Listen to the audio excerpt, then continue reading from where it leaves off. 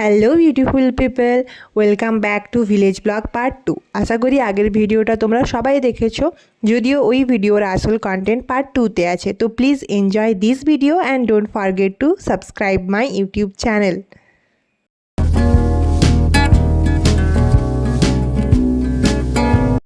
তো আগের ভিডিওতে দেখেছো যে আমার বাবা মা অনেকক্ষণ আগেই মন্দিরে চলে গিয়েছিলো, আর তারপরে এই যে আমি আমার ভাইয়ের সাথে মন্দিরে যাচ্ছিলাম। তো এখান থেকে শুরু করে পুরো পাড়াটাই হচ্ছে আমাদের পাড়া। আর এই যে সামনে আমাদের নিজস্ব দামোদর মন্দির। এই দিকের যে রাস্তাটা ডান দিকে সেটা আমাদের বাড়ির দিকে চলে গেছে, আর এই বাম দিকের রাস্তাটা যাচ্ছে মন্দিরের দিকে। এবার যাওয়া যাক মন্দিরে। যেমনটা আমি বলেছিলাম যে মন্দিরটা অনেক আগেই ছিল, শুধু এখন ভালোভাবে প্রতিষ্ঠা করা হচ্ছে আর কি। আর দেখছো যে এই ওয়েদার আর সবুজ মানে জাস্ট চোখ জুড়িয়ে যায়। গ্রামের বাড়িতে বেশি আসা হয় না, আর যদিও আসা হয় ওই সকালে আসি আবার রাতে চলে যায়। কষ্ট হয় ঠিকই, কিন্তু বাড়ি সবার কারই আসতে ইচ্ছে করে। তো আমারও বেশ ভাল লাগে, আর পরে গিয়ে এটা খুবই মিস করি। আর এই যে চলো এখন যাচ্ছে ঘট প্রতিষ্ঠার জন্য। আমাদের পাশে একটা পরশা পুকুর আছে, তো সেখানেই যাওয়া হচ্ছে। এই যে পৌঁছে গেছি। এই যে বাম দিকে যেটা, সেটা হচ্ছে আমাদের বাঁধ, মানে লাইক বাঁধ যেটাকে বলা হয়। এখানে একটা পাশে শ্মশানও আছে, যার গল্প আমি বাবার কাছ থেকে অনেক শুনেছি। এখানে বাবা দেখাচ্ছে যে সবকে দাহ করার পর অস্থি এই কোটরে রাখা হয়, বাট কেন রাখা হয় এটার কোনো পিছনে লজিক নেই। আর দূরে যে পুকুর দেখা যাচ্ছে সেখানেই এখন ঘট ডোবানো হবে। আর অনেক ভুতুড়ে গল্পও কিন্তু এই জায়গার সাথে জড়িত আছে, যেটা তোমাদেরকে পরে অবশ্যই বলবো।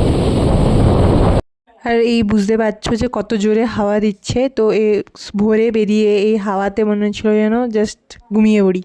আর আমরা যেহেতু ব্রাহ্মণ পরিবারে, তো আমার বাবা কাকু দাদু এরা মিলেই পুজো করছিল আর কি। অ্যাকচুয়ালি আমার বাবা পুজোতে বসেনি, কিন্তু এখানে যেহেতু 4জন ব্রাহ্মণকে লাগতো তাই। আর এখানে আমার কাকু কাসর বাজাচ্ছে, আর আমাকে বলছিল যে আমার ভিডিওটা ভালো করে তুলতে। আর হঠাৎ দেখি আমার ভাই স্নো স্প্রে এনে সবার গায়ে স্নো স্প্রে ছড়িয়ে বেশ মজা নিচ্ছে। বেসিক্যালি গ্রামে কোনো অনুষ্ঠান, এমনকি ছোটোখাটো অনুষ্ঠান হলেও সবার সাথে মজা করাটা কিন্তু খুব ভাল লাগে, যেটা শহরে ফিল করা যায় না। আর এই যেটা পুকুর, আমাদের নিজস্ব পুকুর এবং ঘাট বাঁধানো হয়েছে এখন, আগে ছিল না। এরপর মন্দিরের ওখানে কিছুক্ষণ বসে তারপরে মা আর আমি যাচ্ছিলাম কাকুর বাড়ি। মা সকাল থেকে কিছু খায়নি, তো বাড়ি যেতে না যেতেই দেখা হলো ঠাকুমার সাথে। আর ইনি হলেন আমার বাবার বড় জেঠিমা। কিরকম আছো তুমি? ভালো আছি বাবু। ভালো আছো? ভালো আছি। আর আমার মাও এতদিন পরে বাড়ি গিয়ে কিন্তু বেশ আনন্দ ফিল করছিল। তো এরপরে যাচ্ছি আমাদের বাড়ি। অনেকদিন পর দেখছি, বেশ ভালো লাগছে, কারণ আমি বেশি থাকিনি। আমি যখন আমার 2.5 বছর বয়স তখনই 2.5 বছর বয়সে মেদিনীপুরে এসেছিলাম, কিন্তু যখনই বাড়ি যেতাম তখনকার স্মৃতি কিন্তু এখনও আমার তাজা আছে, কিছু ভুলিনি আমি। কারণ এখানে আমার ঠাকুমা থাকতো, এমনকি আমার মনে আছে যখন মেদিনীপুর থেকে আসতাম তখন ঠাকুমা বসে থাকতো যে কখন আমরা আসবো আর কখন ঠাকুমা আমাদেরকে নিয়ে যাবে। আর এটা হচ্ছে আমাদের বাড়ি, যেটা এখন লাগানো আছে। দুটো বাড়ি আছে, এটা পাকা বাড়ি যেটা লাগানো আছে, কেউ থাকে না। আমার বাবা কাকুরা যখন অনেক ছোট ছিল তখনই আমার দাদু গত হয়েছিলেন। তো তারপর অনেক বছর পর, অনেক স্ট্রাগলের পর আমার বাবা পুলিশে চাকরি পায়। তারপর অনেক বছর, 11-12 বছর পর আমরা মেদিনীপুরে আসি। আর এখন আমার ঠাকুমাও বেঁচে নেই। যদি ঠাকুমা বেঁচে থাকতো তাহলে হয়তো কন্টিনিউ একটা বাড়ি আসা যাওয়া লেগেই থাকতো, কিন্তু যেহেতু এখন কাকুরাও বাইরে থাকে, পিসিও বাইরে থাকে, তার জন্য এতটা বাড়ি আসা হয়ে ওঠে না। এই যে আমার বড় কাকু, বাবার মেজো ভাই। আর এখন হয়তো সবাই বাইরে থাকে, কথাও একে অপরের সাথে অনেক কম হয়।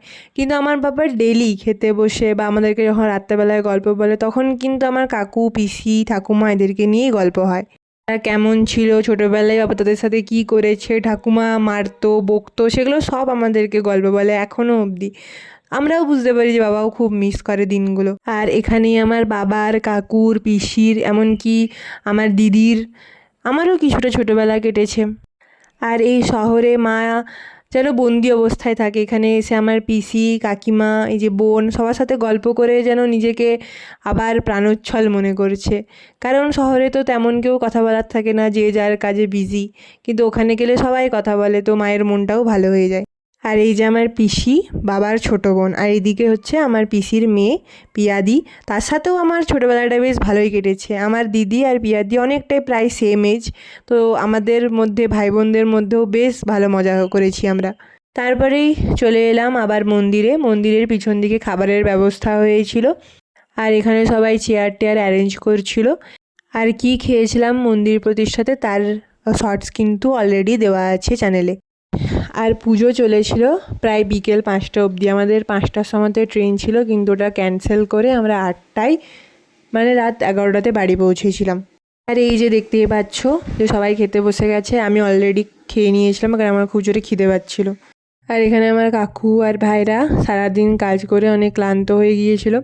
তাদেরকে আমি বলছিলাম যে আমার ভিডিওয়ে আসতে, মুখটা দেখাতে, কিন্তু তারা লজ্জা পাচ্ছিলো বলে মুখ ঢেকে নিচ্ছিল। যাই হোক, পুজো শেষ হলো।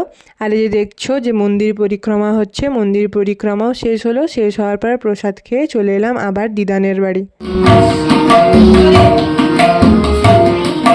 তারপর মন্দির থেকে বাড়ি এসে ফ্রেশ হয়ে শুনলাম এদের গান, আমার ভাই আর বোনের।